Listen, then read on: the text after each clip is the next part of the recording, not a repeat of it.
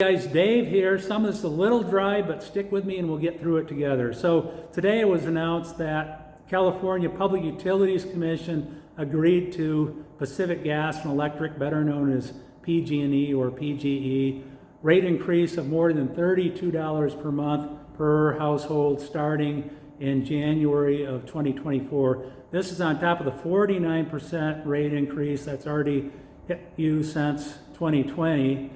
And meanwhile, middle managers earning on average $153,000 a year. CEO got paid $14 million in 2022. Actually more than 14 million and change, but who's counting? And that should be the job of the Public Utilities Commission as well. They regulate executive pay to an extent, as well as voting in any rate increases.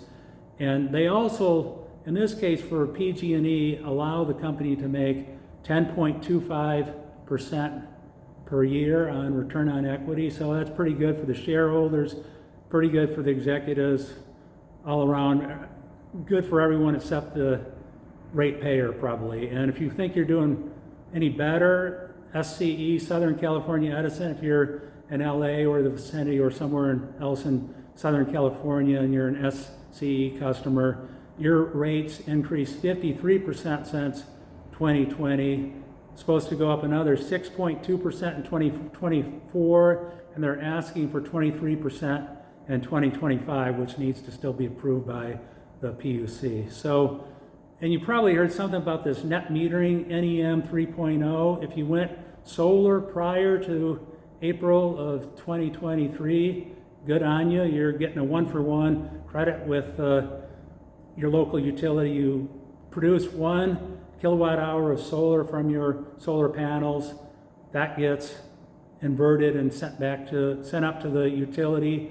You get that back when you need it at nighttime or whenever it's not sunny. And starting in April of this year, however, you need to push up 4 kilowatt hours to get 1 back. So that's a pretty shoddy deal for anyone wanting to go solar now.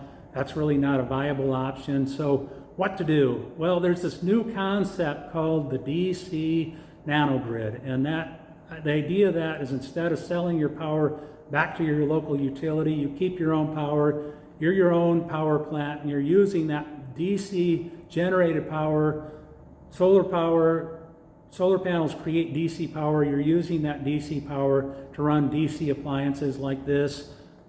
In this case, Airspool heat pump.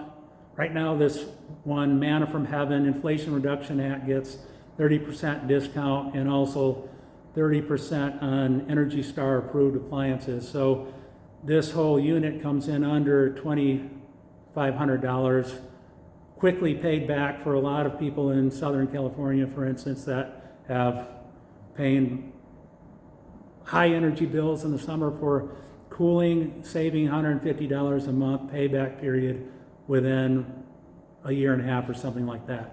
So that works out pretty well. And the idea is this is a platform, this is a good platform for people starting on the DC nanogrid, because it is, for a lot of people, cooling is the biggest part of their bill. In the summertime, they can be paying 70% of their electric bill can be for air conditioning.